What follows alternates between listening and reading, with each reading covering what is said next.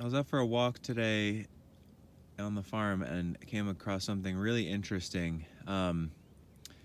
These are the drainage ditches. They, they're spaced about every 40 feet or so, and they drain the black dirt fields. And some of them have cress growing in them.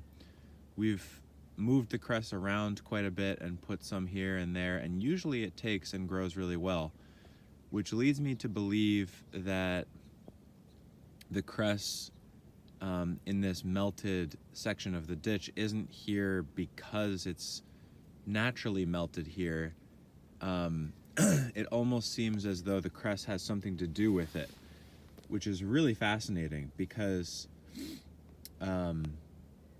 these ditches everywhere else are frozen totally solid. I can completely walk across them without any problem, which is actually pretty rare. We're having a really cold winter. We've had many nights below zero for the first time in, years and years. Usually we get one or two of those, but we've had like 4 in a row now, probably 15 or so all told. So I'm wondering, I am going to go and look up cress and see whether there's any thermogenic properties to it, because there are some plants like skunk cabbage that actually burn a little bit of energy and put off heat, and it's probably not going to come through on the video, but there's actually water vapor wisping off the top of this open section. So not only is watercress an incredibly nutrient dense food, it's got a lot of people through winters in the past when we couldn't ship greens across countries. In fact, it has so much nutrient that it can pretty much be your sole source of green plant material for the winter, from what I understand. They used to have a lot of ways of growing it in England so that they would prevent all kinds of nutrient deficiencies over winter when they weren't able to ship agricultural goods around the world. So anyway, it's incredibly important. As you can see, this is just about the only thing in the landscape that I could go out and harvest that's green right now. Everything else is totally frozen. That's because it's in the water. But I did not expect to come to this ditch and see it. I expected it to be buried under the ice like everything else. And interestingly, this open spot goes over the entire cress patch, and it ends here. And then it's solid frozen once again.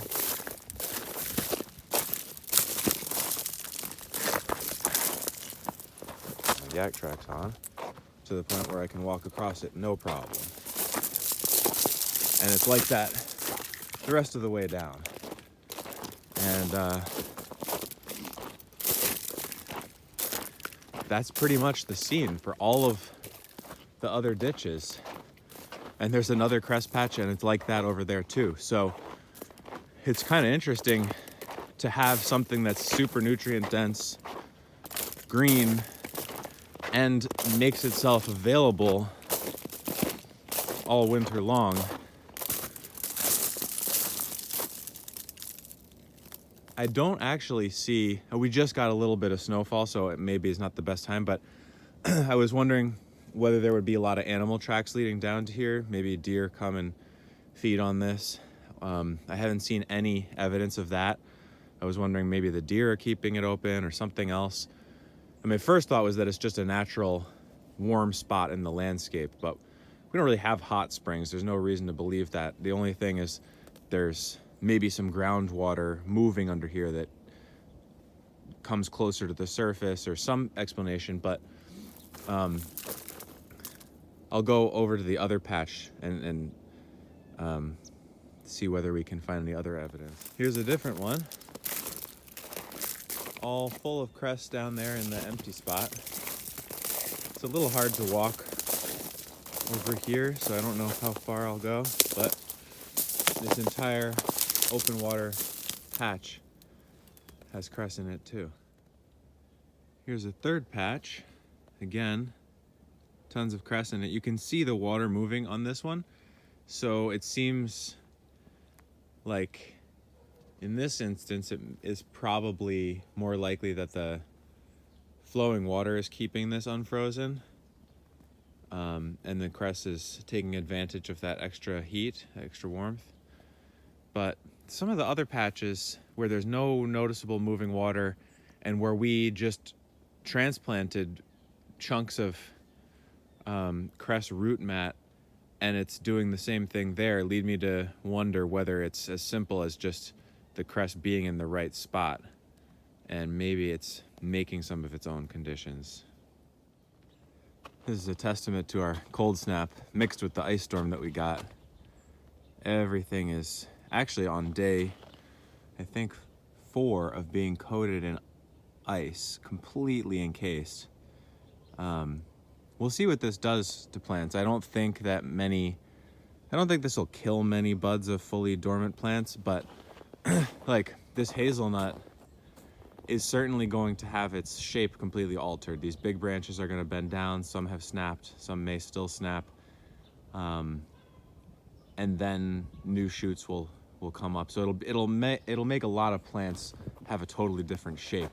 This was the central leader of this pine, young white pine that had been, it had been damaged and it put up a couple shoots, and this was the one that was going to be the new central leader, and it got bent down like crazy. It's probably not going to recover from that.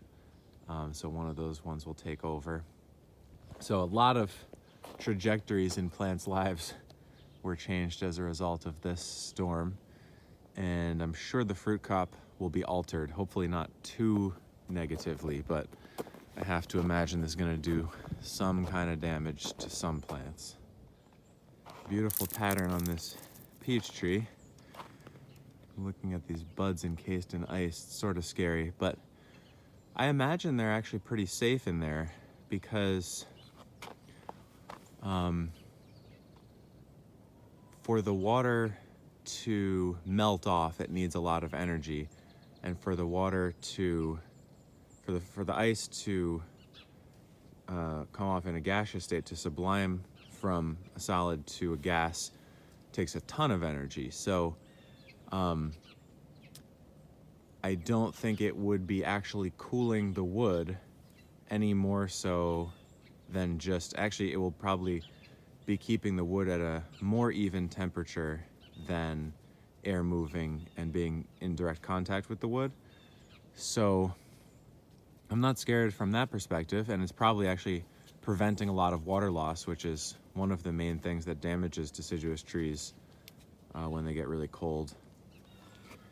But the roots of this tree are in,